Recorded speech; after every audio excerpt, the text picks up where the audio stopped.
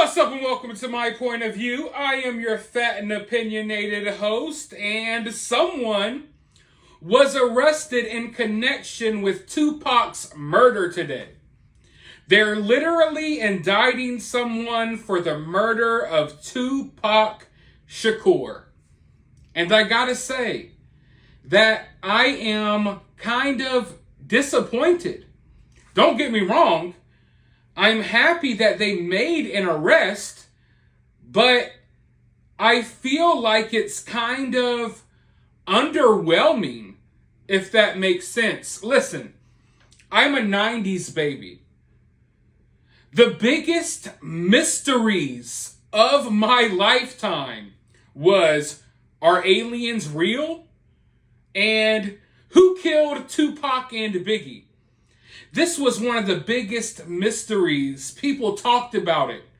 For years, there was all of this speculation. Some people believed that maybe P. Diddy was behind the death of Biggie Smalls. Some people also believe that there were other people behind Tupac's death. Not necessarily the guy who was arrested earlier today. I mean, personally, I always thought that there was a possibility that Suge Knight even had something to do with it. But anyways, like I said, these were the big mysteries growing up. Now, the alien thing, the government has come out and admitted that aliens and UFOs are real, and no one gives a damn. No one really cares, at least not to the extent that I thought they would when they came out and basically said, hey, these UFO videos are real. We have a whistleblower claiming that we got alien bodies and stuff, and it's been underwhelming. No one really cares, even though it was one of the biggest mysteries of my lifetime and other people's lifetime before me. And now, here we have one of the biggest mysteries of the 90s. You know, they've solved Tupac's murder, and for the most part, no one really cares.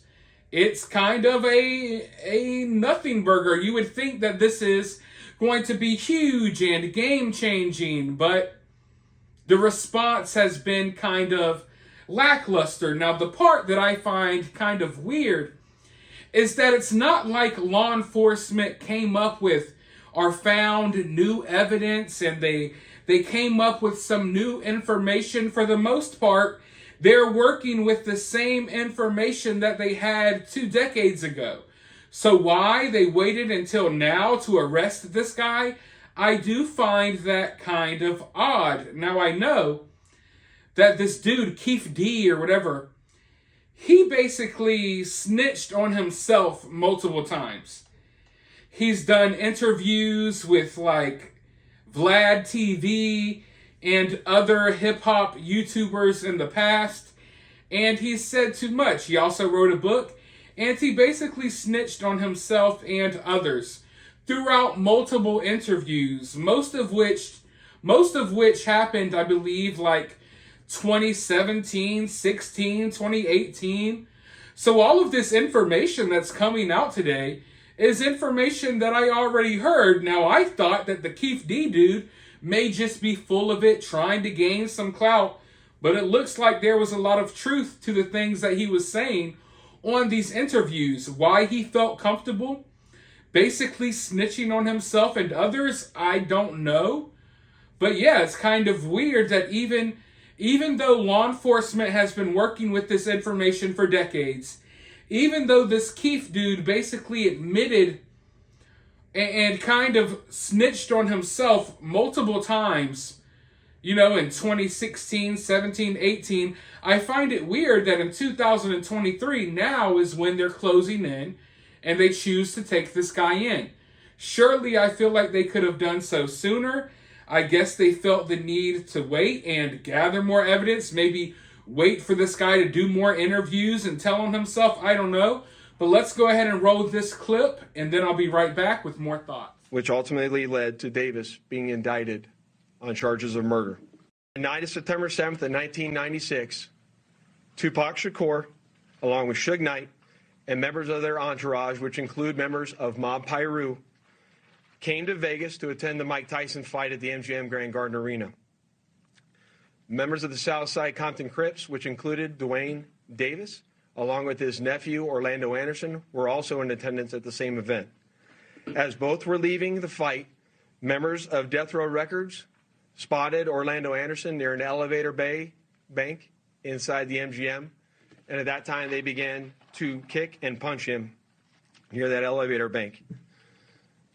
I will now show you hotel security footage, as many of you have already seen, related to this incident. And on this incident, you will see Tupac Shakur, who's wearing a shiny satiny shirt, along with Marion Suge Knight, who's a large man in a brown suit, punching and kicking Orlando Anderson. Following this incident, you'll see hotel security intervene, and then they will leave the area of the fight.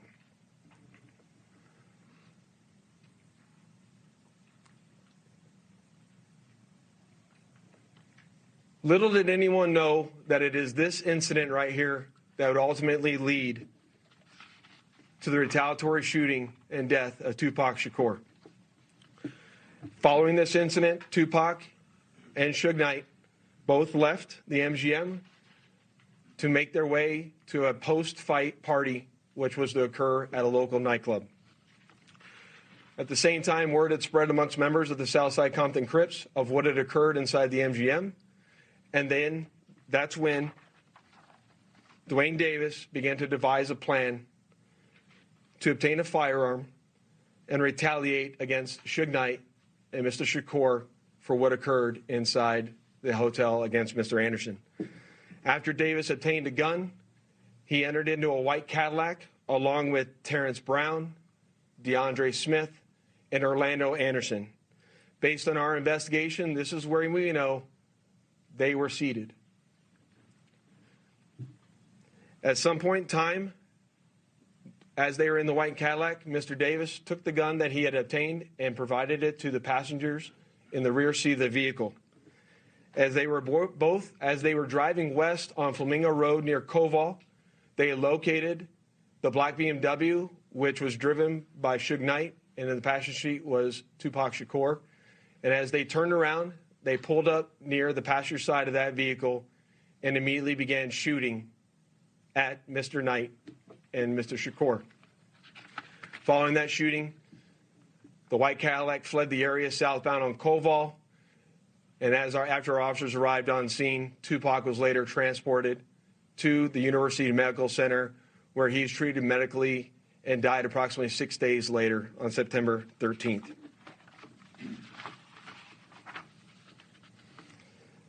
My homicide section handled this investigation from its onset and for a short amount of time.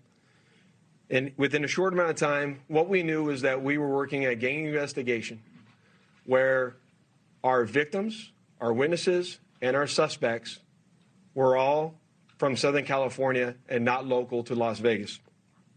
Within the first few months of the investigation, our detectives knew most of the information I just briefed you on. However, we never had the necessary evidence to bring this case forward and present it for criminal charges. As time went on, this case had been reviewed multiple times by different investigators assigned to my section, but it wasn't until 2018 that this case was reinvigorated as additional information came to light related to this homicide. Specifically, Duane Davis's own admissions to his involvement in this homicide investigation that he provided to numerous different media outlets. In our section, we knew at this time that this was likely our last time to take a run at this case to successfully solve this case and bring forth a criminal charge. It was at that time that this case was assigned to Cliff Mogg, a detective within my homicide section. And over the last 5 years, my section worked closely, hand in hand with the Clark County District Attorney's Office, and followed a systematic investigative plan over the last 5 years. We've conducted countless interviews and corroborated numerous facts that were not only consistent with the crime scene on the night of the incident, but also corroborated and were consistent with the sequence of events that night. This ultimately led to us procuring a search warrant which was executed at Mr. Davis's residence in Henderson, Nevada. And following the execution of that search warrant, in close coordination with the District Attorney's Office, this case was presented to the grand jury, which ultimately led to Davis being indicted on charges of murder. So I am really interested in seeing how this case plays out. For one, you would think that they don't really have a very strong case against this dude, because if they did, why did it take them until 2023 to make an arrest? So I think basically what they're going to be going off of is what this dude has been saying in interviews and in his book. So it looks to me, I don't know if this guy thought, hey, it's been long enough, I can talk about it, nothing's going to happen. I don't know if it's something that was weighing on this guy's chest and shoulders for years and he just wanted to let it out. I don't know. But it looks like these interviews led to his arrest. Because if it was anything else, I think they could have brought him in sooner. But like I said, other than what he said on interviews, I don't know how much they really are going to have against this guy. I guess his kind of confessions are one thing, but even his confessions, he's not really confessing to actually pulling the trigger. So, I mean, it's going to be a complicated case. I guess my question mainly is, why wait until this long? But like I said earlier in the video, this whole entire situation feels so underwhelming. Like if this news broke when I was growing up, this would be the biggest, craziest story in the world. But I feel like there's just so much going on right now that a lot of people don't even care. I would think that this would have a bigger impact on like the rap hip hop community, but I don't really see any rappers or musicians really weighing in on it either. So I guess we got to kind of sit back and watch how this plays out. But for now, let me know your thoughts down in the comments below. While you're down there, hit the thumbs up, hit that subscribe, ring that notification bell, and I'll talk to you all soon in the next video.